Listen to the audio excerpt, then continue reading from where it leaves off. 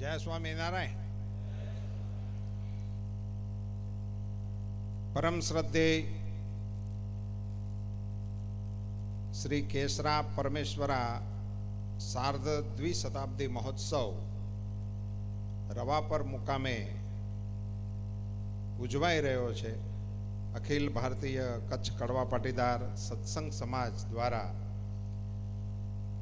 મંગલ કાર્યક્રમના મંચ પર બિરાજમાન પૂજ્ય સંતો, સૌ મહાનુભાવો, માનનીય પ્રમુખ શ્રી આપણા અખિલ ભારતીય શ્રી ધરમસિંહભાઈ, આ સમિતિ આયોજન જે કરી રહી છે એમના અધ્યક્ષ ભાઈ શ્રી નારસિંહભાઈ, અખિલ ભારતીય કચ્છ કડવા પાટીદાર સમાજના પ્રમુખ ભાઈ શ્રી અબજીભાઈ. આ અટકો વાંચી વાંચીને મને ઘણી મજા આવે છે. સાંખલા, કાનાણી, અખિલ ભારતીય કચ્છી લેવા પટેલ સમાજના પ્રમુખ મુરબ્બી શ્રી હરિભાઈ હાલાઈ, અખિલ ભારતીય કચ્છ કડવા પાટીદાર સત્સંગ સમાજના મહામંત્રી શ્રી હરિભાઈ ભગત, અખિલ ભારતીય કચ્છ કડવા પાટીદાર સમાજ મહિલા વિંગના પ્રમુખ બેન શ્રી જશોદાબેન, કચ્છ કડવા પાટીદાર સમાજ યુવા સંઘના પ્રમુખ શ્રી રવિલાલ ધોળુ, આપણા ઉમિયાધામ વાંઢાઈ સંસ્થાના પ્રમુખ માનની શ્રી હંસરાજભાઈ ધોળુ, અન્ય સમાજોમાંથી પધારેલા સૌ સમાજના આગેવાનો, આ કાર્યક્રમમાં આપણી વચ્ચે કચ્છના લોકપ્રિય સાંસદ ભાઈ શ્રી વિનોદભાઈ ચાવડા ઉપસ્થિત છે. આપણા સૌ માટે આનંદનો વિષય છે. અમારા ભાજપના પ્રમુખ ભાઈ શ્રી કેશુભાઈ, આજે મને ખબર પડી કે એની અટક વાછાણી છે, તેઓ પણ આપણી વચ્ચે છે. અમારા જિલ્લા પંચાયતના માનનીય અધ્યક્ષા બેન શ્રી કૌશલ્યાબેન પણ આપણા કાર્યક્રમમાં ઉપસ્થિત છે. દેવજીભાઈને હું કાયમી પ્રમુખ તરીકે જ બોલાવું છું. એ અમારા પરમેનન્ટ પ્રમુખ છે. એ કોઈ પદ ઉપર હોય ના હોય, એ નખત્રાણા તાલુકા પંચાયતના પ્રમુખ હતા ત્યારથી એ ટાઇટલ મારું એમને પ્રમુખ તરીકે જ બોલાવવાનું છે. ભાઈ શ્રી દેવજીભાઈ, મને અહીંયા જે માહિતી મળી છે કે આખા દેશમાંથી આ સત્સંગ સમાજના સૌ આગેવાનો આ કાર્યક્રમમાં ઉપસ્થિત રહ્યા છે. એટલે ભારતભરમાંથી પધારેલા સૌ પ્રતિનિધિઓ,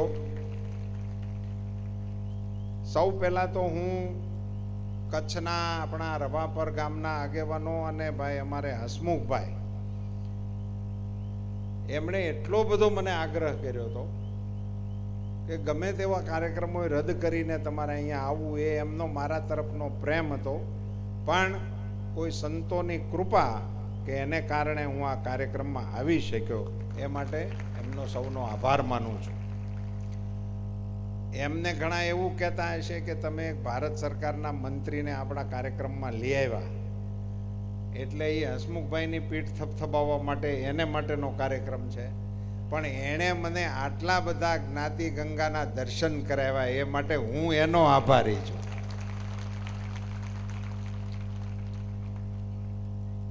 પાણીનું એક બિંદુ હોય, એ પણ પાણી જ કહેવાય. પછી એ ગ્લાસમાં ભર્યું હોય તો પણ એને પાણી જ કહેવાય. પછી લોટો ભર્યો હોય તો પણ પાણી જ કહેવાય. હાંડો ભર્યો હોય તો પણ પાણી જ કહેવાય. કૂવો ભર્યો હોય તો પણ પાણી જ કહેવાય. નદી હાલતી હોય તો પણ પાણી જ કહેવાય. અને સમુદ્ર આખો હોય તો પણ પાણી જ કહેવાય. એ સમુદ્રનું એક અંશ, એ બિંદુ છે. હું પણ આ સમુદ્રનું જ એક અંશ છું, એનું મને ગર્વ છે. અને આ પાણીનું ટીપું એકલું પડી જાય ને ત્યારે એ ઓહવાતું હોય, એની મજા ન આવે. પણ એ જેવું એને મહાસાગરનો કે બીજા મોટા પાણીના જથ્થાનો છેડો અડી જાય ને એટલે એનું અસ્તિત્વ તરત ઓગળી જતું હોય છે. એની અનુભૂતિ હું કરી રહ્યો છું. આ સત્સંગ સમાજ દ્વારા આપણા એક પૂર્વ પ્રતાપી પૂર્વજ કેસરા મુખી આમ તો શબ્દ છે, સાચો આમ તો. હા, કેસરા મુખી ટાઇટલ ઈ છે. આજે એ આપણા પરમેશ્વર છે. અને મેં પહેલી વખત જ આ નામ સાંભળ્યું, નહીં તો આ પરમેશ્વરાનું ટાઇટલ માત્ર એક ઈસરા ગઢવીને મળેલું હતું, ઈશરદાનજીને, જે જામનગરના રાજકવિ હતા અને હરિરસ ગ્રંથની જેમણે રચના કરી હતી. અને શ્રી કૃષ્ણ પરમાત્માને એમણે ગ્રંથ રૂબરૂ આપ્યો હતો, હાથોહાથ આપ્યો હતો. એ ઈશરદાનજીને ઈશરાસો પરમેશ્વરા કહેવાતા હતા. આજે મને પણ ખબર પડી કે મારો એક પૂર્વજ પરમેશ્વરાની પંક્તિમાં બેઠો.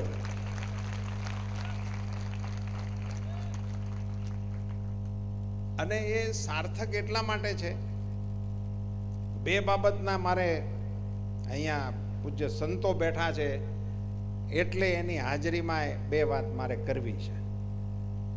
શ્રીજી મહારાજની વર્તમાન આપણી જે દશા છે એની ઉપર એમની જે કૃપા થઈ એને કારણે બે ત્રણ બાબતો સિદ્ધ થઈ છે.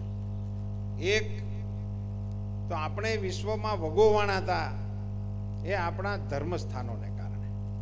એટલી ગંદકી, આવી ટીકા કરવી યોગ્ય નહીં, પણ આપણા તીર્થસ્થાનોની ઓળખાણ જ એવી થઈ ગઈ હતી કે વધુમાં વધુ ગળદી ક્યાં થાય એ હારામાં હારું તીર્થસ્થાન ગણાય, વધુમાં વધુ ગંદકી ક્યાં થાય તો એ આપણું હારામાં હારું તીર્થસ્થાન ગણાય, વધુમાં વધુ ગોકીરો ક્યાં થાય. એટલે ગંદકી, ગીર્દી અને ગોકીરો એના જે પુરસ્કર્તા તરીકે આપણા તીર્થસ્થાનો બદનામ થયા અને પરિણામે વિશ્વની અંદર હિન્દુ ધર્મ વગોવાયો. આ બધા આવા છે. આપણને એક મિનિટ ઊભું રહેવાનું ફાવે નહીં, ત્યાં ભગવાન કેમ રોકાતો હોય છે? જો તમને ત્યાં બેહાડી દીધા હોય તો બીજી મિનિટે ઠેકડો મારીને ભાગો, અહીંયા મારે નથી બેહવું ભાઈ, જે હોય તમે ગમે ત્યાં ઘરે ક્યાંક સગવડ કરો. તમે જોજો આપણા તીર્થસ્થાનોની આ દશા હતી. એને કારણે હિન્દુ ધર્મ જે છે એ વિશ્વની અંદર વગોવાતો તો, નીચા જોણું થતું હતું. અને આપણા અતેજસ્વી સંતોને કારણે આપણે એની ક્યાંય ચર્ચા નહોતા કરી શક્યા. આપણે એને માટેનું કંઈ આપણે બોલી જ નહોતા શકતા, કારણ કે બોલવાથી તો દુનિયા માને એવી ભોળી હોળી દુનિયા હવે તો છે નહીં. હવે તો આપણો કાંઠલો પકડે. એ બધી અત્યારની રચના એવી થઈ ગઈ છે ને. એમાંથી જો આપણા સંસ્કારને, સનાતન ધર્મને બહાર કાઢીને હિન્દુ ધર્મની ધજા વિશ્વના મંચ ઉપર પ્રગટાવી અને આપણા ધર્મસ્થાનોની પ્રતિષ્ઠા પહેલી વહેલી કોઈએ કરી હોય વર્તમાન સમયમાં તો એ શ્રીજી મહારાજના અનુયાયીઓએ કરી. અને આજે દુનિયાનું એક નંબરનું તીર્થસ્થાન એને અક્ષરધામ કહેવામાં આવે છે. સાહેબ, આઝાદી પછી આટલા વર્ષ સુધી આપણે દિલ્હીમાં રહ્યા, આપણું રાજ રહ્યું, ઘણા વર્ષો વ્યા ગયા ને. દિલ્હીમાં માણસો ઉતરે એટલે ક્યાં જાય? રાજકારણમાં કોઈને કનેક્શન હોય તો એ વડાપ્રધાનને મળે, સંસદમાં જાય, અને બાકી કુતુબ મિનાર ને ફલાણા મિનાર ને ઢીકડી કબર ને એવું જ આટા મારતા હતા. ત્યાં કશું જોઈ અને આપણા દેશનું ગૌરવ થાય એવી કોઈ ચીજ જ નહોતી, દેશના પાટનગરમાં નહોતી. આજે દિલ્હીમાં કોઈ પણ આવે એ જો અક્ષરધામ ન જાય તો એને બધા લોકો એમ કે તું ચૂકી ગયો, તારો ધક્કો પીડ્યો એમ કે. આ પ્રતિષ્ઠા અને એની વ્યવસ્થા થઈ અને આ ત્રણેય ચીજ એમાંથી ગાયબ થઈ ગઈ.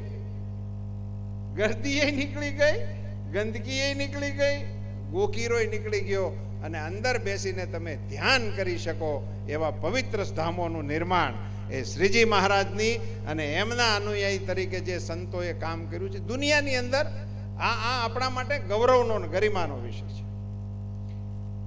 તુલસીદાસજીની એક ચોપાઈ મને યાદ આવે છે. એક ઘડી આધી ઘડી આધી મેં પુનિયાદ, તુલસી સંગત સાધકી કટે કોટી અપરાધ. કેટલી સગવડતા આપણે હાટું કરતા ગયા આપણા વડીલો. એને ખબર હતી કે આ લોકોનું મોબાઈલમાંથી મોઢા બહાર નથી કાઢવાના, એ આવવાનું છે. એ અગાઉ એ વખતે જ્યારે હતા ત્યારે એને માટે નહોતું લખ્યું, એ અત્યારની આપણી આ જનરેશન માટે લખ્યું હતું. હાલતા હાલતા હેઠા પડી જાય ત્યાં સુધી મોઢું આમ નથી કાઢતા, હેઠા પડી જાય. તમને હસવા જેવું લાગે છે. મારા અમરેલી જિલ્લાનું ક્રાકચ ગામ છે, ત્યાં રાત્રે એક ભાઈની અગાશી ઉપર એક મીટિંગ હાલતી હતી. એ ગામનો એનો અમારો ગામનો પ્રમુખ હતો. એ મોબાઈલે ફોન આવ્યો એટલે ઉપડ્યો. મીટિંગમાં તો વાત નથી થતી ને, હવે ફોન આવે એટલે આમ ઉપડે, નોખો પડે. આપણો હોય નહીં એવું લાગે એમ. આપણે નાચના છે કે કઈ રીતનું છે, ફોનને કારણે ડિસ્કનેક્ટ થઈ જાય છે આપણી યાર. ઉપડે આમ આગો. બધાને બિલ ક્લિન્ટનના જ ફોન આવતા છે, આપણને તેમ થાય એમાં હું છે એમાં તે ઉપડે. એ ઉપડ્યું. હવે મકાન નવું બનાવેલું ને અગાસી નવી, પારાપીટ નહોતી, ફોન લાંબો આયલો, અગાસી થઈ રહી. બોલો, સીધો મારે એને ઓર્થોપેડિકમાં લઈ જવું પડ્યું. એને માટે થઈને આ ચોપાઈ લખાણી, તુલસી સંગત સાધકી કટે ખોટી અપરાધ. એક ઘડી સત્સંગનો કેટલો મહિમા મોટો કરી દીધો એમ. સત્સંગ અને આ આખા કાર્યક્રમના બેઝમાં સત્સંગ સમાજ છે. એટલા માટે મને યાદ આવ્યું આ સત્સંગનું માધ્યમ કેવડું છે. એક ઘડી કરો એમ, અડધી ઘડી કરો, આધી મેં પુનિયા, જેટલા ટુકડા થાય એટલા કરો, પણ સત્સંગ કરો. એ આપણને આદેશ હતો અને એનેમાંથી અહીંયા સત્સંગ સમાજ ઊભો થયો.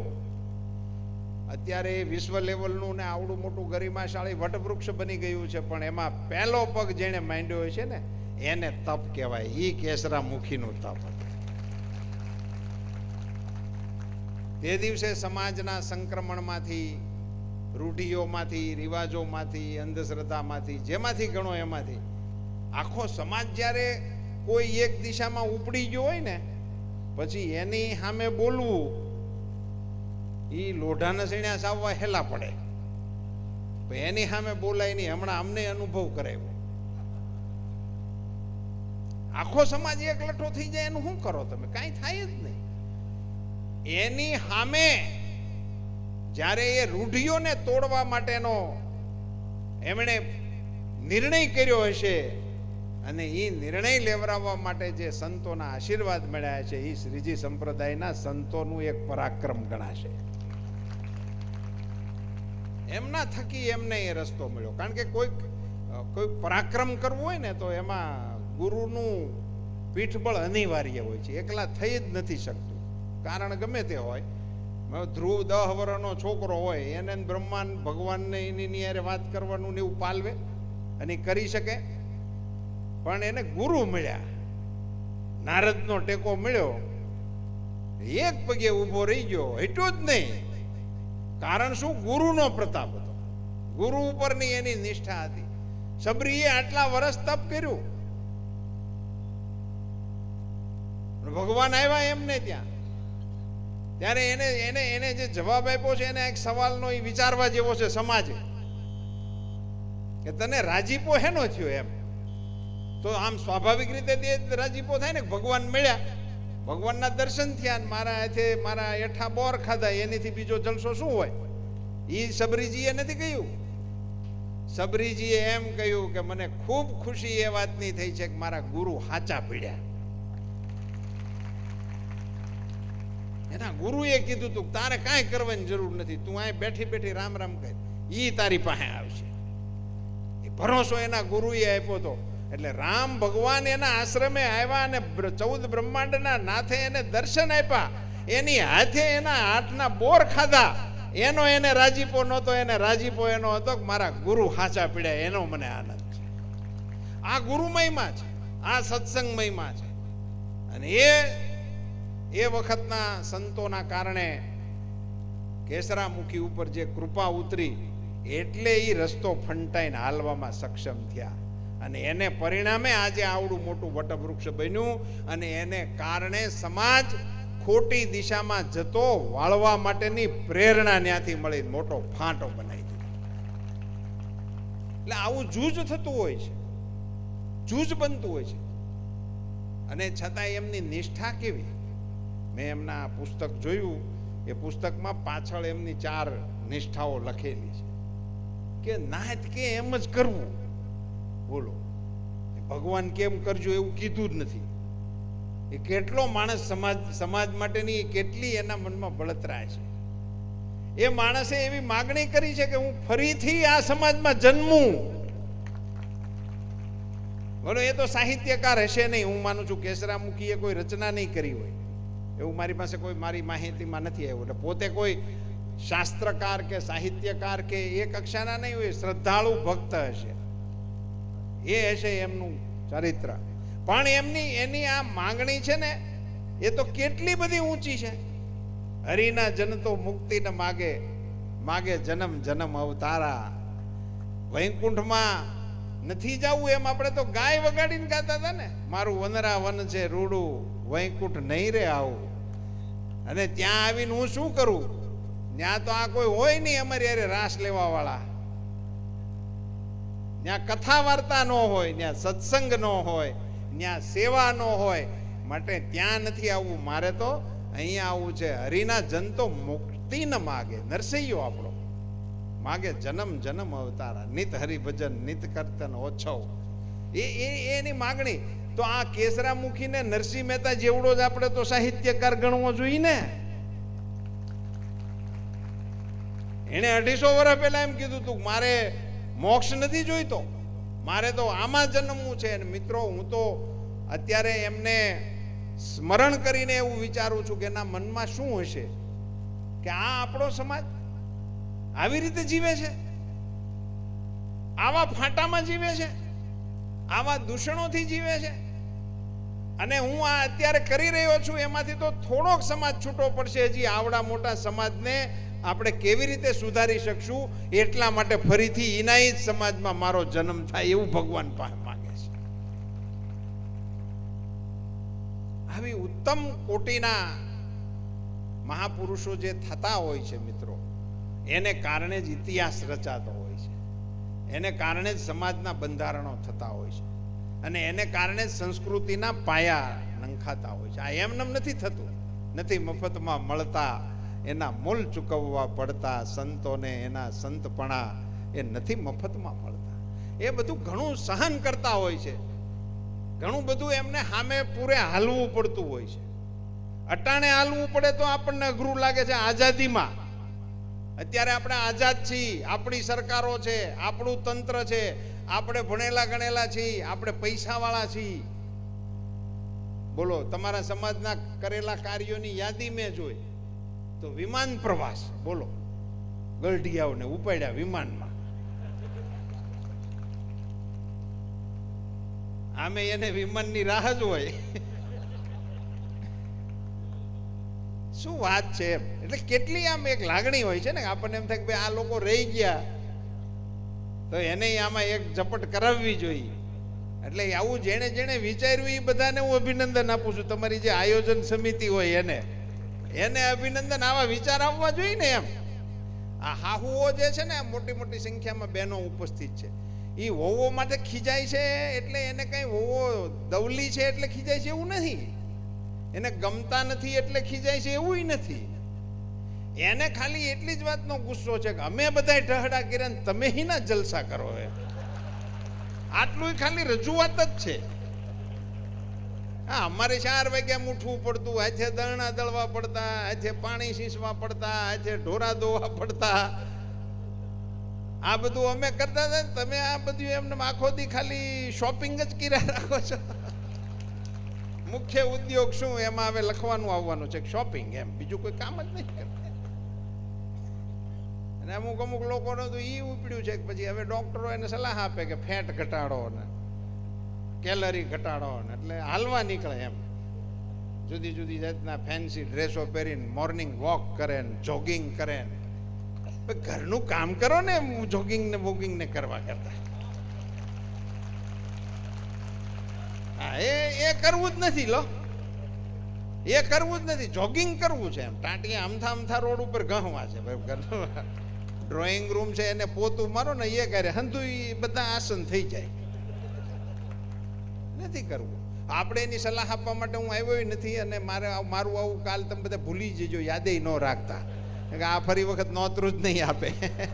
અને કોણ લઈ આવ્યું હતું.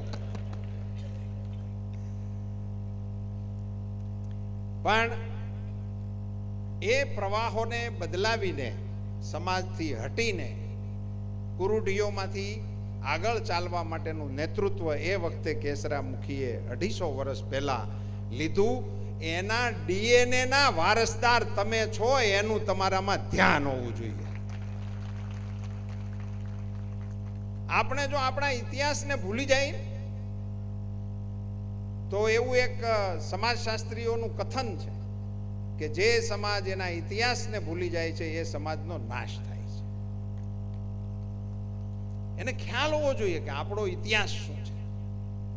અત્યારે આપણી જે શાખ છે મિત્રો, દુનિયાભરમાં વેપારી તરીકેની એક શાખ છે. દુનિયાના વેપારીઓ એમ સમજે કે આપણે જેની હારે ધંધો કરવાનો છે એમાં એક પટેલ ભાગીદાર છે તો કરોડો રૂપિયાનું ઉધાર આપવા માટેની માનસિકતા દુનિયાની છે. શેના આધારે આપે છે? એમાં તમારી પાસે રિઝર્વ બેંકની ગેરંટી નથી, બેંકની તમારી ક્રેડિટના સર્ટિફિકેટો જોઈને નથી આપતા. એ તમારા નામની અંદર જે કડવા પટેલની શાખ લખેલી છે એના આધારે આપે છે. અને એ શાખ આપણા વડીલોએ વ્યવહારથી ઊભી કરેલી છે. આ શાખ એમનેમ આવેલી નથી, કોકની દયાથી કે કોકના દાનથી કે કોકના કહેવાથી મળેલી નથી, જીવ્યા છે. હું ઘણી જાહેર સભાઓમાં દાખલા આપું છું. ગરીબ માણસ હતો, છેલ્લા શ્વાસ લેતો હતો પણ શ્વાસ જતો નહોતો.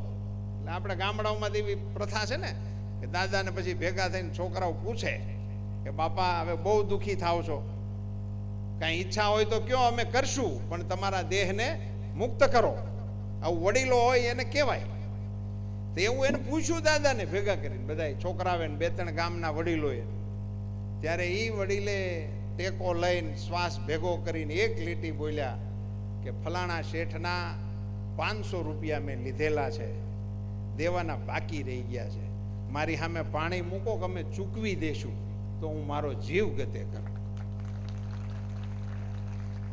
આની ઉપરથી કહેવત પડી હતી, દૂધે ધોઈને પાછા દેવા. ઈ તમારા વડીલોએ દૂધે ધોઈને આખી પેઢીઓએ પાછા દીધા છે, એની આબરૂની આ શાખ છે. એકની ટોપી બીજી ઉપર પહેરાવી દેવી નીકળી જવું એ આપણા સમાજનું લક્ષણ નથી. દુનિયાના પ્રવાહો જે દિશામાં જતા હોય ત્યાં જાય, એ પ્રવાહોની સાથે જોડાવું એ પણ આપણું કોઈ કારણ ને જરૂરિયાત નથી. આ શાખ છે આપણી, એ આપણું બ્લડ છે, એ આપણી ઓળખ છે. એના થકી આપણે સમાજની આ પ્રતિષ્ઠા છે. અત્યારે આપણો સમાજ જ્યાં પહોંચ્યો છે એ આ લક્ષણોને કારણે ત્યાં પહોંચ્યો. મહેનત કરવાની આપણી વૃત્તિ. દુનિયામાં સાહેબ કોઈ એવો સમાજ નથી. દુનિયામાં અત્યારે તો દુનિયામાં તમે તો અહીંયા બધા ઇન્ટરનેશનલ મારી કરતા વધુ ફરવાવાળા ને રહેવાવાળા ને અનુભવી માણસો છો. એટલે તમને ખબર છે દુનિયામાં હવે પર અવર ડોલર હાલે છે. હવે તેમાં આખા દીની દાડી નથી, કલાક ઉપર ભાવ હાલે છે. ત્યાં તો પર અવર ડોલર એ પ્રકારના ભાવ છે. એટલે કલાક ઉપર અત્યારે તો ચૂકવણા હાલે છે અને રોજે રોજનું તો ફરજિયાત હાલે છે. અને વધુમાં વધુ મહિનો સરકારી નોકરીઓ હોય તો એને 7મી તારીખે પગાર ન આવે તો ટેમ્પરેચર વધી જાય છે. 7 તારીખ થઈ ગઈ, હજી તમારા ખાતામાં પૈસા નથી આવ્યા. શું સરકાર કરે છે? બોલો, એમાં તો સરકારને હોતે ને ઉધડી લે. 2 દી પગાર મોડો થાય તો નિશ્ચિત રૂપે જે પણ પૈસા મળવાના છે એ 1 દિવસ મોડા થાય તો પણ નથી ચલાવી લેતા. એને ખ્યાલ નથી કે દુનિયામાં એક એવો સમાજ પણ છે કે જે આખું વર્ષ મહેનત કાળી મજૂરી કરે, આખો પરિવાર કરે, ઉનાળો ચોમાસું શિયાળો એમાં ક્યારેય હોલિડે આવે નહીં, અને આખું વર્ષ મહેનત કર્યા પછી ઉપરવાળો કોર વકો થાય અને નો આવે ટાણા હમો તો આખા વર્ષના ખેતરમાંથી કાંઈ નીકળે નહીં અને ખાલી પછેડીએ ઘેરે આવે. અને છતાંય બીજા વર્ષની અખાત્રીજ આવે એટલે ફરી ગોઢલાના કપાળમાં તિલક કરે, એને ગોળ ખવડાવીને પાછો અખાત્રીજે એના ખેતરમાં જાય. આખું વર્ષ મહેનત કરે અને કાંઈ ન મળે તોય બીજે વર્ષે મહેનત કરવા માટે નીકળે. એટલી ધીરજપૂર્વક મહેનત કરવાનું ડીએનએ એ આપણા લોહીની અંદર છે. અને એ આ પર અવર ડોલરના સમયમાં છે કે જ્યાં 1 કલાકના ભાવ હાલે છે, ત્યાં આખું વર્ષ અને આખું ફેમિલી બીજા બધા ધંધામાં સારી સગવડતા છે. શેઠ હોય, ગમે તેવડી ફેક્ટરી હોય, એ તો એકલો મહેનત કરે, બાકી તો આખું ફેમિલી શોપિંગ કરે અને વર્ષના કાર્યક્રમો ગોઠવે. એમ ક્યાં હિલ સ્ટેશન ઉપર ક્યારે જવું, ક્યાં ફરવા જવું, ઉનાળામાં કયો વિસ્તાર, શિયાળામાં કયો વિસ્તાર, આ સિવાય કાંઈ કરવાનું નહીં. આ એક જ એવો ધંધો છે ખેતીનો કે એમાં ટાબરિયાથી માંડીને ગલઢાથી માંડીને બધાએ એમાં કામ કરવાનું ફરજિયાત. અને વર્ષને અંતે કાંઈ ન મળે તો કે જેવી હરીની મરજી, એણે ધાર્યું હશે એમ થશે એમ માનીને બીજે વર્ષે પાછો હાથીએ જોડે. આ જે કામ કરવાની પદ્ધતિ આપણા સમાજના ગુણમાં છે, એ ગુણમાં છે. લીધું એનું પાછું દઈ દેવું, એ એના ગુણમાં છે. આ આપણા બંધારણો છે. એ બંધારણો નવી પેઢીમાં કેમ ઉતરે એની થોડીક ચિંતા કરવાની અત્યારે આપણે સૌએ જરૂર છે. થોડીક ચિંતા. નવી પેઢીને આ ખ્યાલ નથી, એને સમજાવવું પડે ને. દાખલા તરીકે મને આ કેસરામુખી અંગે મને માહિતી નહોતી, હવે મને મળી તો મને એનું ગૌરવ છે. એમ આપણી નવી પેઢીને આપણા સમાજના મૂળભૂત તત્વો શું છે એ જો એને ખબર નહીં હોય તો આ મીડિયમ ઇંગ્લિશમાં ભણેલી આ પેઢી એ આપણને વૃદ્ધાશ્રમમાં મૂકી આવે ત્યારે અફસોસ ન કરતા. પાવાનું જો રહી ગયું હોય બેઝિક, તો પછી પરિણામ માટે આપણે તૈયાર રહેવું પડે. આપણે એની ટીકા જ કર્યા રાખીએ છીએ, યોગ્ય નથી. નવી પેઢી માનતી નથી, કોઈનું સાંભળતી નથી, એનું ધાર્યું કરે છે, એને કાંઈ કહેવાતું નથી. એ બધું બહુ થયું, એ બહુ થયું. હવે એને એ છે એ આપણા છે, એને આપણા યોગ્ય વારસદાર બનાવવા માટેના આપણા પ્રયાસો શું છે? આપણે ટાઈમ આપી શકીએ છીએ? આપણે જ ટાઈમ નથી આપતા. આપણે તો 1.5 વર્ષનું થાય ત્યાંથી મૂકીએ એવી છીએ કોકની ભેળું. 1.5 વર્ષનું દાખલ કરે છે, બોલો. એનું હું નામ પાડ્યું છે, એનું કંઈક મોન્ટેસોરી ને એવું. અમે ભણતા હતા તે તો આગલો દાંત નો પીડ્યો હોય તો બેહારતા નહીં, હાથમાં ધોરણમાં મોઢું ઉગાડ, હજી દાંત નથી પીડ્યો, પોર આવજે કે. મીઠું હાંડિયાને દે એવડા થતા હતા, તે માંડ નિહાળ ભેગા થતા હતા. હવે અમારા કેશુભાઈ ને વિનોદભાઈ ને શાળા પ્રવેશોત્સવ, એ ઉપાડો લઈને નીકળે તે હોય એટલે ને ઢહડી મોડી નિહાળ ભેળા કરે, બેન્ડ વાજા વગાડે. પોલીસ બેન્ડ, એક શાળા પ્રવેશોત્સવમાં હું ગયો તો પોલીસ બેન્ડ, ડીએસપી શાળા પ્રવેશોત્સવમાં છોકરાઓની યારે ડીએસપી વાત કરતા હતા, શું થશે તારે, શું થવું છે. બાળકો બધા એને યારે વાતચીત કરતા હતા. છોકરા એવા છે. હવે અમારે અહીંયા જમાદાર આવતો તમે સીમમાં વિયા જતા હતા. ઉતારે જમાદાર આવ્યો છે તો વાડીયું ભેળા. બપોર પછી તપાસ પંચ નિમતા કે કોઈ વિયો ગયો જમાદાર, આપણને શું લેવા દેવા હતું. તો એટલી બીક હતી. અને અત્યારે આ શાળા પ્રવેશોત્સવ આ રીતે એવી બધી વ્યવસ્થાઓ સરસ ગોઠવાણી છે, પણ એમાં મેળવણ નાખવાનું ન રહી જાય એ હવે સમાજે જોવું પડશે. વ્યવસ્થાઓ ઉત્તમ થઈ ગઈ છે. હવે તો એવો સમય આવતો જાય છે કે એને પેલું બધું ક્યાંય ગયા વગર ભણાવી શકાય એવું થઈ ગયું છે. બધું ઓનલાઈન, યુનિવર્સિટીઓ ઓનલાઈન થઈ ગઈ છે, બોલો. એમનેમ જ દાખલા ને એમનેમ ભણે ને એમનેમ સર્ટિફિકેટ વી આવે રેડે રેડા, ક્યાંય ગયા વિનાના. હવે એ બધો સમય સારો આવ્યો છે. એમ દીકરીઓ પાયલોટ થાય છે, બોલો. આપણે સાયકલ નહોતા લઈ દેતા, સાયકલ માગે કોઈ છોકરી તો એની ટાલ પાડી દેતા હતા. હું ક્યાં ભણીને ક્યાં તારે જાવું છે, રોટલા શીખ, દાળ ઘરથી વઘારતા શીખ ને એવું બધું કહેતા. અત્યારે પાયલોટ થાય છે દીકરીઓ, ડીએસપી થાય છે. આ બધા આપણા માટે ગૌરવના વિષય છે. પણ એનામાં સમાજના મૂળભૂત ગુણો ઉતર્યા છે કે કેમ, એની કાળજી હવે સમાજ તરીકે આપણે કંઈક ગોઠવવી પડશે. આ તમે સત્સંગ સમાજ તરીકે કોઈ પ્રથાઓ પાડી તો અત્યારે આ સ્થળે પહોંચ્યા ને, કે શું ઘડવા માટે કશીક મહેનત કરવી પડતી હોય છે. સારું કંઈક કરવું હોય ને તો મહેનત કરવી પડે. એમ સારો ઘઉંનો પાક લેવો હોય તો સારું બિયારણ ગોતવું પડે, ધરતીને હરખી પલોટવી પડે, એને પાણી હરખું આપવું પડે, તો એમાંથી સારું પાક આવે. એમ આ ખડને કઈ જોઈ એની મેળે ઉગે, એટલે ખડ ને અમરો ડમરો ની એની મેળે પાકે. આ ગાંડા બાવળ માટે કોઈ નર્સરી કરવી ન પડે. એને કાઢો કાઢો એમાંથી દુનિયા કરે તો એ આપણને કાઢે છે હામો હાલી. પણ સારા તમારે બગીચા બનાવવા હોય તો મહેનત કરવી પડે. એમ આપણા સમાજની પણ આવતી પેઢી જો આપણે સારી કરવી હોય તો એને માટે મહેનત કરવી જોઈએ. અને આપણા આગેવાનોએ એની નોંધ લેવી પડે સભાનતાપૂર્વક કે આપણે મહેનત કરીએ છીએ કે નહીં. એનો જવાબ પણ આપણે એકલા એકલા હોય ત્યારે પૂછવો ને એકલા એકલા લઈ લેવો, બધાની સામે ન કહેવાય. પણ કરવા જેવું કામ ખરું એ કરવું જોઈએ. અત્યારે જે પ્રકારે વ્યવસ્થાઓ ગોઠવાઈ રહી છે, સદનસીબે નરેન્દ્રભાઈ એ કમાન સંભાળી નાની નાની વાતોને રાષ્ટ્રીય સ્તરે અમલમાં લાવવા માટેનો પ્રયાસ કરી રહ્યા છે.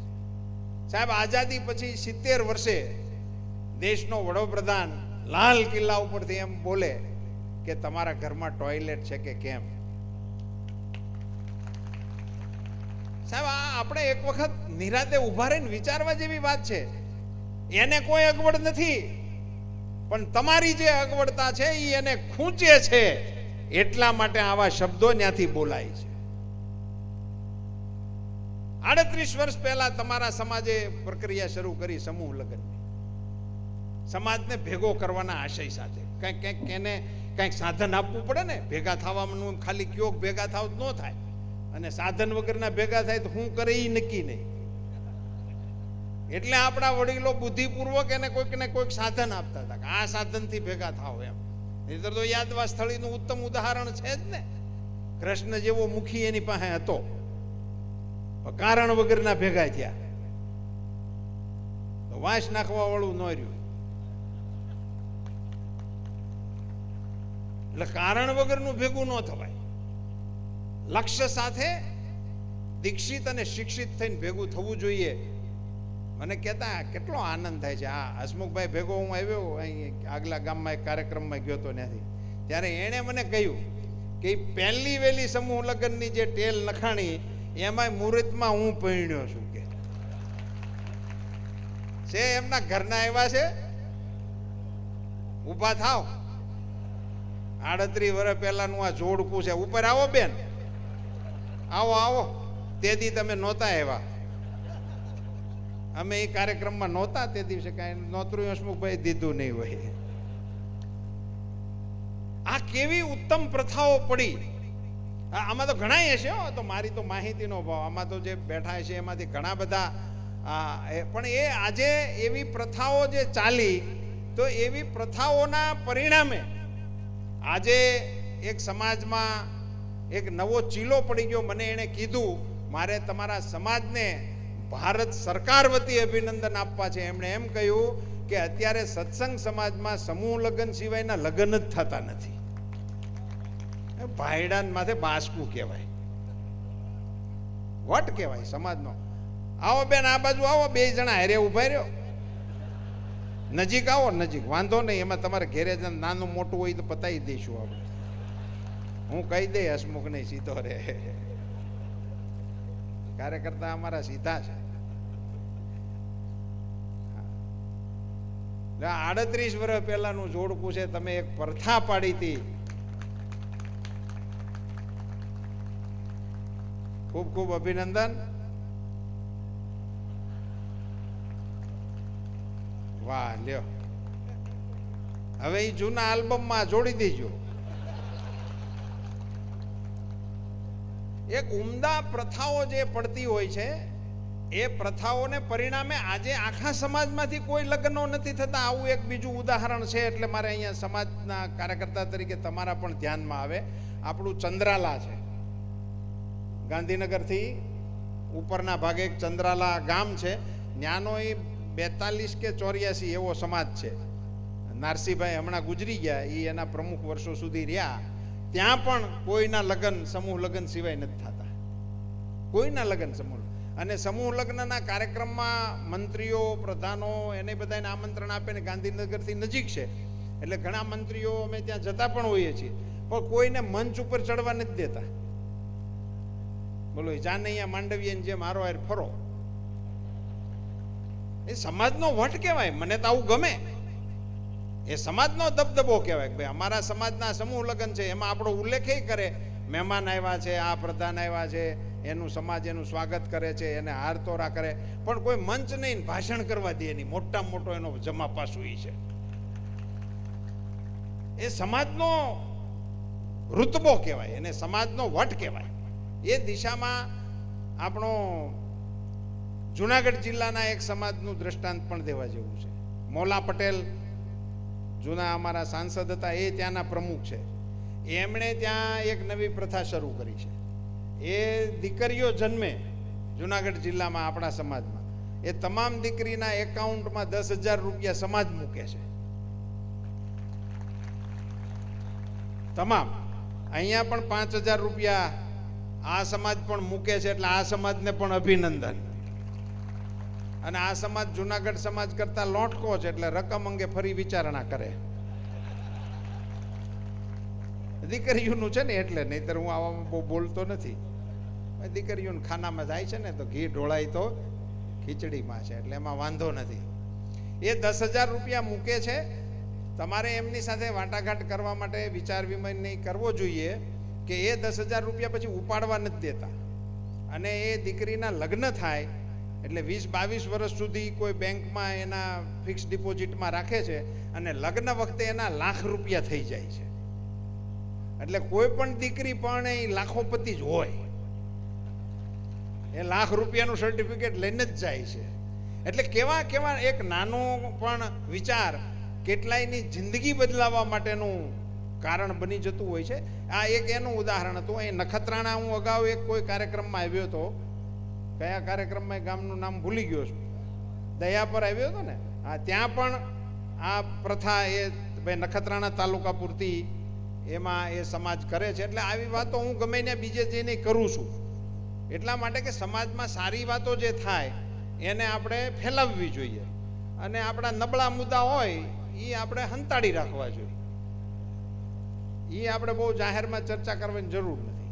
પણ આપણા આવતી પેઢી માટે હવે આપણે નવેસરથી વિચારવું પડે, અને એમાં આપણો આ ઇતિહાસ જે છે, એ આપણી ઐતિહાસિક પરંપરાઓ, આપણી કૌટુંબિક પરંપરાઓ એ એમાં જળવાય અને એ એનામાં ઉતરે, એ માટેના આપણે કાર્યક્રમો એને આપવા જોઈએ. એ કાર્યક્રમોમાં એને ભાગીદાર પણ બનાવવા જોઈએ, એને દિશા આપવી જોઈએ. એ દિશાના કામો થશે તો મને એવું લાગે છે કે ખૂબ સારા પરિણામો સમાજને તો મળશે, સાથે સાથે રાષ્ટ્રને પણ મળે, રાજ્યને પણ મળે. એમાંથી સારા પરિણામો મળે. ધારો કે આપણું આ સ્વચ્છતા અભિયાન છે, તો હમણાં નરેન્દ્રભાઈએ ચંપારણની અંદર 2 દિવસ પહેલા કાર્યક્રમ કર્યો, બિહારનું ચંપારણ્ય ઉલ્લેખ થયો છે. એટલે તમારી જાણ માટે કહું કે ચંપારણ્ય છે એ મહાત્મા ગાંધીજીએ આઝાદીની લડતની કર્મભૂમિ બનાવી હતી, અને પહેલો વહેલો સત્યાગ્રહ એમણે ત્યાં ચંપારણની અંદર કર્યો હતો. અને એ મહાત્માજીએ ત્યારે સત્યાગ્રહની શરૂઆત ત્યાંથી કરી હતી, અને ગાંધીજીને મહાત્માનું બિરુદ ત્યાંથી મળ્યું. ગાંધીજીને મહાત્મા એ ચંપારણ્યમાંથી બનાવ્યા હતા. એ ચંપારણ્યમાં હમણાં નરેન્દ્રભાઈ ગયા ત્યારે એમણે ત્યાં એવી વાત કરી હતી કે સત્યાગ્રહની શરૂઆત ગાંધીજીએ આ ચંપારણ્યની ભૂમિમાંથી કરી હતી. હવે તો આપણે સત્યાગ્રહ કરવો પડે એવી સ્થિતિ નથી, તો આપણે સ્વચ્છાગ્રહ કરવો જોઈએ. સત્યાગ્રહની જેમ સ્વચ્છાગ્રહ. હવે આપણે સ્વચ્છતાના આગ્રહી થવું જોઈએ, અને આપણા વ્યક્તિગત જીવનમાંથી કરી શકાય. એવું કાંઈ છે નહીં કે સામેવાળાનો ઉપદેશ જ દીધા રાખવાનો. આપણે આપણી આસપાસ સ્વચ્છતા રાખવાનું શરૂ કરીએ એટલે બધા ધીમે ધીમે જોતા જશે, એમ એનો ઓટોમેટિક ફેલાવો થશે. આપણે કાર્યક્રમો હોય આપણા, તો એ આપણા કાર્યક્રમને અંતે કાર્યક્રમ સ્વચ્છતાથી પૂરો થાય એવું આપણે વિચારીએ. આપણે આપણા બાળકોમાં સ્વચ્છતાની સુટેવો પાડીએ, હાથ ધોવા જમતા પહેલા, આવી નાની નાની વાતો, નખ કાપવા, વાળ ઓળવા, આવું નાનું નાનું પણ જો આપણે બાળકોમાં પરકોલેટ કરીએ. અને આ ટોયલેટ વાળો જે મુદ્દો છે એને પણ આપણે સમાજ તરીકે પરકોલેટ કરીએ. ધારો કે આપણા સમાજના જેટલા ગામો છે, એ ગામમાં એક પણ ઘર એવું ન હોવું જોઈએ ગમે એનું હોય. હા, છે જ, હશે જ, હું તો એવું માનું છું ને. અહીંયા કચ્છમાં તો મારે આવી વાત કરવાની એટલા માટે જરૂર નહીં કે જ્યારે દેશમાં કોઈ જગ્યાએ આવા કામ થતા જ નહોતા, ત્યારે પણ કચ્છમાં આવી સેવાભાવી સંસ્થાઓ અને ટ્રસ્ટો દ્વારા ગામો ગામ અંદર આવા બધા કામો ખૂબ સારી રીતે થતા હતા. અને ભૂકંપના અમે તો સાક્ષી છીએ ને ભાઈ. હું અહીંયા બીજેથી જ આવ્યો હતો, ત્યારે હું જીઆઈડીસીનો ચેરમેન હતો. અને અહીંયા જીઆઈડીસીમાં લોકોને એ કોઈ સ્વામિનારાયણ હતા એના પ્રમુખ, એટલે હું એને સ્વામિનારાયણ જ કહેતો. એ કોઈક હતા, એમને મેં પૂછ્યું હતું કે હું તમારી શું મદદ કરું અત્યારે. તો એમણે મને એવું કીધું હતું કે સાહેબ અમને હવે ખબર નથી કે હવે અમે અહીં રહીશું, આ ધંધા હાલશે નહીં હાલે, એવી કોઈ અમને અત્યારે સંભાવના લાગતી નથી. તમે જો આવ્યા જ હો ને મદદ કરવી જ હોય તો અત્યારે અમારું આ જીઆઈડીસીમાં લોકો લૂંટફાટ કરે છે, એને અટકાવવા હાટું પોલીસ બંદોબસ્ત આપો. આ માગણી હતી. આ કલ્પના કરો કેવો આપણી ઉપર ઘા પીડ્યો છે. અને મેં પોલીસને વાત કરી તો પોલીસે એવું કીધું કે અત્યારે કચ્છમાં અમારી પાસે એક પણ પોલીસ સ્પેર નથી, એટલે તમે આ અંગેની વાત રાજ્યમાં કરો. મેં રાજ્યમાં કર્યું તો કે બહારથી પણ જેટલી ફાળવવાની હતી ફળવાઈ ગઈ છે. હવે તો પૈસા ભરીને જો સ્પેશિયલ માગણી કરવામાં આવે તો અમે આપીએ. હવે આ ભૂકંપવાળાને કેમ કેવું પૈસા ભરો? મારી સામે આવેલો આ સવાલ, મેં એનો ઉકેલ કાઢી દીધો હતો કે એના પૈસા જીઆઈડીસી ભરશે, તમે પોલીસ મોકલો. અને અમે મોકલી હતી. એવી સ્થિતિ હતી. એમાંથી આપણે બહાર નીકળી ગયા છીએ. અને આજે એ વખતે જેણે કચ્છ જોયેલું છે અને એની પછી અત્યારે આવીને જોવે તો એ લોકોને એમ લાગે કે આપણે એ જ કચ્છમાં આવ્યા છીએ કે કોઈ બીજા કચ્છમાં આવ્યા છીએ. એ સ્થિતિએ આપણે અત્યારે આ બધી બાબતોને લઈ જઈ શક્યા છીએ. અને હવે તો એની કરતાં પણ આગળના દિવસો આપણે જોવાના આવ્યા છે. કારણ કે મને યાદ છે કે હું અહીંયા 80, 85, 90 એ કાળમાં આવતો ત્યારે અહીંના વડીલો મને એમ પૂછતા કે આ નર્મદાની વાર્તા છે એમાં કાંઈ છે કે તમે હાઈકે જ રાખો છો? આવું મને અહીંના લોકો મોકળા મને પૂછતા ને હું એનો જવાબ આપતો કે આ બધું મથીએ છીએ, થાય ત્યારે ખબર એમ. પણ હવે અહીંયા નર્મદાના પાણી પીવા માટે તો પહોંચી ગયા છે અને ખેતી માટે પણ સીમાડા ઉપર એ પાણી આપણી સામે આવવાની તૈયારી કરી રહ્યા છે. અને વધારાનું 1 લાખ લીટર પાણી જે આપણે 1 લાખ ક્યુબિક મીટર પાણી આપવાનું છે એ અંગે પણ રાજ્યની સરકાર ખૂબ ખેવનાપૂર્વક એ બધા પ્રયાસોને કરી રહી છે. એ પાણી હવે આમાં ભળવાનું છે. એટલે ઘણી બધી એવી સ્થિતિઓ ખુલવાની સંભાવનાઓ છે કે કચ્છની બહાર રહેતા લોકો કદાચ ફરીથી કચ્છમાં રહેવાનું પસંદ કરે એ પ્રકારના દિવસો મને અહીંયાથી અત્યારે જોવાઈ રહ્યા છે કે એવી સ્થિતિ આપણે ત્યાં આવશે. કેટલી નવી ચીજો ટાઢક વળે એવી થાય છે. સાહેબ, વર્ષો સુધી દુનિયામાં તાલાલાની કેસરનો દબદબો હતો. કેસર એટલે તાલાલા, તાલાલા એટલે કેસર. આજે વર્લ્ડ માર્કેટમાં તાલાલાની કરતા 2 રૂપિયા વધારે કચ્છની કેસરના આવે છે. ખારેક 5-7 વર્ષ પહેલા માર્કેટમાં રેકડીઓમાં વેચાતી, એની ઉપર ખારેક કરતા જાજી માખ્યું બેહતી અને એ ઉડાડે પછી ખબર પડે કઈ ખૂણામાંથી આપણે લેવા જેવી છે. આ બધા દ્રશ્યો મેં જોયેલા છે ને એમાંથી ને ખારેક લીધેલી છે અને લઈ ગયેલો છું.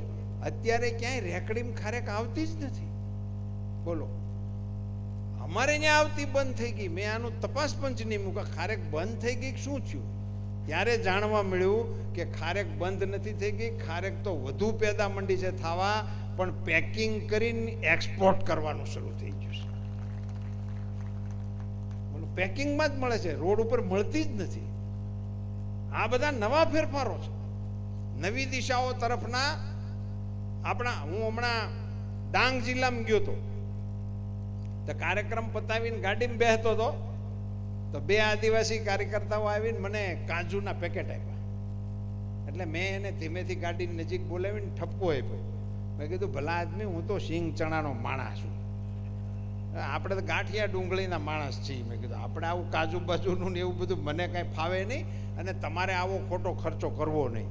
અને મને તમે આપ્યું, ભલે આપ્યું, પણ હવે કોઈક નેતા આવે તો આવા ખુવાર ન થતા, કાજુ બાજુ દઈને હારા લગાડવાની આપણે કાંઈ જરૂર નથી. તો મને કે સાહેબ લહેર કરો, આપણા ઘરની વાડી ના છે કે. મેં કીધું 2 બીજા લેતો આવી છે. ડાંગનો આદિવાસી ઘરની વાડીના કાજુ આપણને આપે, એવા ઘણા સારા ફેરફારો અત્યારે આપણા રાજ્યની અંદર થઈ ચૂક્યા છે અને હજી આગામી દિવસોમાં ઘણા સારા થશે. સમાજની સ્થિતિઓ બદલી ગઈ છે. 25 પૈસા 50 પૈસા રૂપિયો એવા ફાળા માટે આપણા વડીલોને કરગરવું પડતું હતું, રખડવું પડતું હતું, ફરવું પડતું હતું. આજે 1 કરોડનો ચેક આપે ને તો તાણીથી દાંત ન કાઢે એવા દાતાઓ આપણી પાસે બેઠા છે, એવા લોકો છે. એ બધી જ પ્રવૃત્તિઓથી સભર થયેલી આ સમાજ રચનામાં હવે આપણે માત્ર સંસ્કારનું મેળવણ નાખવામાં ચૂકી ન જઈએ. એ દિશાની જો આપણે કાળજીપૂર્વક ખેવના કરશું તો 100% સારા દિવસો ભાવિ પેઢી માટે આરક્ષિત કરવા માટેનો યશ એ આપણી પેઢીના ખાનામાં આવશે. આપ સૌએ પણ પોતિકો ગણી મને આ કાર્યક્રમનો સાક્ષી બનાવવા માટેનો અવસર આપ્યો. એના કારણે મને એવી લાગણી થઈ કે આપણા એક કોઈ પ્રતાપી પૂર્વજને શ્રાદ્ધ આપવા માટેની 2 અંજલિ કેસરા મૂકીને મારા શબ્દો થકી પણ હું આપી શક્યો. એ માટે હું આપ સૌનો ઋણી છું. ભારત માતા કી જય.